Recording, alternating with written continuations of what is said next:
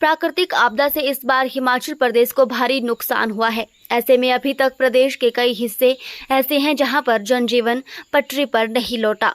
प्रदेश के जिला कुल्लू व मंडी में इस बार आपदा से भारी नुकसान हुआ है, जहां ब्यास नदी ने रौद्र रूप को दिखाते हुए अब इसके तटीयकरण को लेकर आवाज उठने लगी है। वहीं कुल्लू जिला के आनी में कई मकान जमींदोज हुए, लेकिन अच्छी बात ये रही कि दरार की सूचना पहले ही मिल गई थी। उसके बाद भवनों को खाली करवा दिया गया था। प्रदेश में पटरी से उतरे पर्यटन को लेकर मुख्य संसदीय सचिव ने कहा कि फिर से पटरी पर लाने के लिए राज्य सरकार काम कर रही है। मुख्य संसदीय सचिव सुंदर सिंह ठाकुर ने केंद्र सरकार से मांग की है कि 1600 करोड़ रुपए की ब्यास तटीयकरण योजना को मंजूरी दी जाए।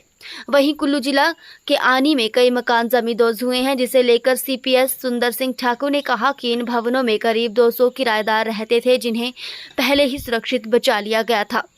उन्होंने लोगों से अपील की है कि जहां पर घरों को खतरा पैदा हो गया है, उन्हें तुरंत खाली कर प्रशासन को सूचित करे। वहीं प्रदेश में पटरी से उतरे पर्यटन को लेकर सुंदर ठाकुर ने कहा कि बेशक नुकसान हुआ है, लेकिन जानी नुकसान कम है। ऐसे में पर्यटकों के मन में एक बार फिर से विश्वास पैदा करने की जरूरत है।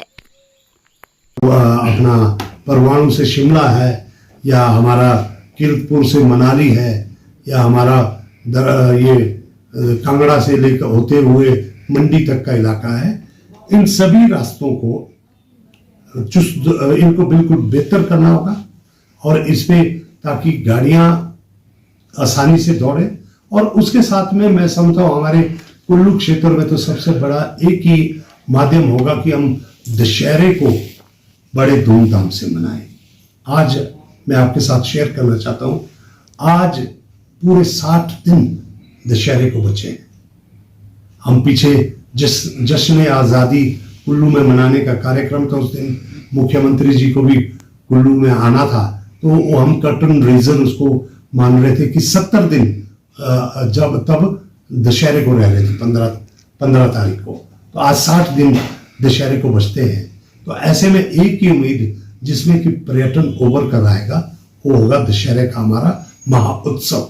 इसको उत्सव ही नहीं मनाना पड़ेगा, हमें महाउत्सव बनाना पड़ेगा, कार्निवल बनाना पड़ेगा। और कार्निवल में जो हम बहुत बड़ी तैयारियां कर रहे हैं, मैं दशहरा कमेटी का अध्यक्ष भी हूँ। अभी 26 तारीख को हमने इसकी दशहरे को मनाने की एक बहुत बड़ी योजना बनाई है। और आपके माध्यम से मैं एक बात शेयर करना चाहता हूँ कि 8 से 9 देशों ने अभी तक अंतरराष्ट्रीय कुल्लू दशहरे में आने की हामी भर दी है, जिसमें कि बहुत सारे हमारी ये यूरेशियन जो कंट्रीज है, या अपना आसियान कंट्रीज है, साउथ अफ्रीका की कंट्रीज है, इन्होंने हमें दशहरे में आने की हामी भरी है।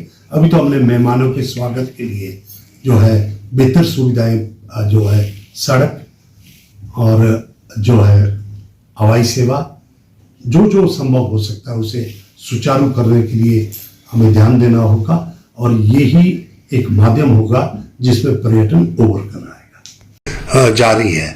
ऐसे में ड्रेजिंग का हमें केंद्र सरकार हो, एनजीटी हो, हमें वन विभाग हो, सभी को इकट्ठा होकर एक हिमाचल के लिए नदी नालों का ड्रेजिंग, जिसमें कि बीच से मलबा बोल्डर उठाए जाएंगे, उन बोल्डर्स को साइड जो तटों पे रखा जाएगा, उससे जो है मैं कहता हूं अगर हमें ये केंद्र सरकार या एनजीटी की तरफ से इस आपदा की घड़ी में डिजास्टर एक्ट के तहत हमें ये मंजूरी मिल जाए, क्योंकि हिमाचल वनों का संरक्षण करता है, हिमाचल नदियों को संरक्षण करता है, लेकिन हिमाचल को इसके एवज में क्या मिल रहा है?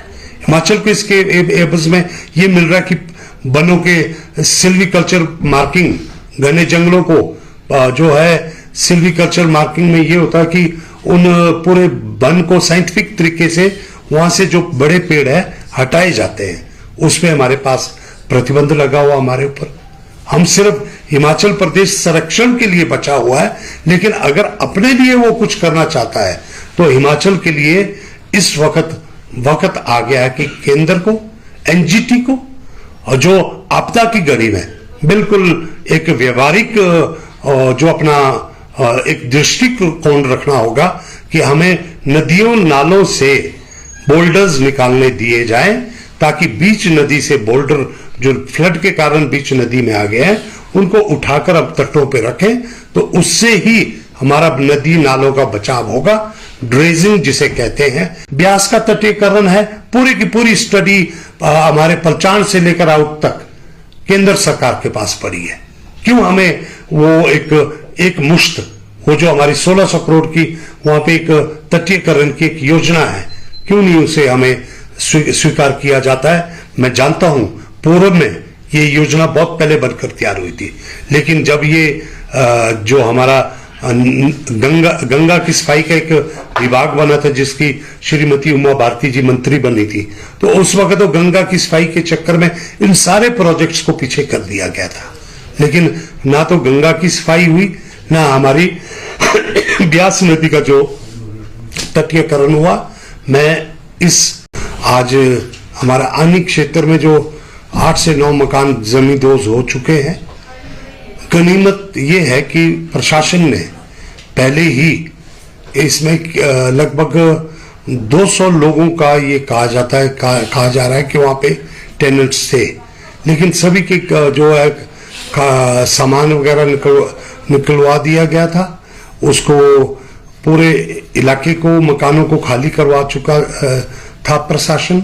और ऐसे में बड़ी संतोषजनक एक ही बात है कि कोई भी जान का नुकसान वहां पे नहीं हुआ है, माल का नुकसान हुआ है, और अभी भी वहां पे खतरा बना हुआ है कुछ मकानों के लिए। ये आज की बड़ी दुखद एक खबर है जो मेरे जिले से आई है।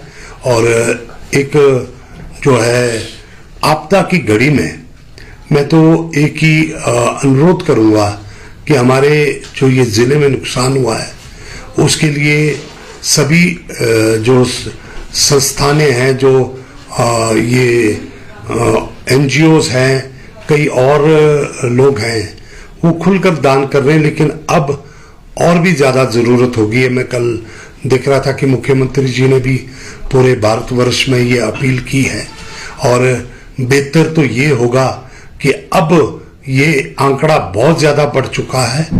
आपदा की घड़ी में एक ही मांग करता हूं आपके माध्यम से, सभी जनमानस से भी अपील करता हूं, कुल्लू की जनता हो या हिमाचल की जनता हो, कि ऐसे में जहां भी आपको लगता है कि थोड़ा सा भी स्लाइड हो रहा है या कोई दरारें आ चुकी है, उन मकानों को खाली कीजिए, उनको प्रशासन तक उसकी जानकारी दीजिए, ताकि आपको कहीं जो है सही जो है एक जगह पे रखा जाए।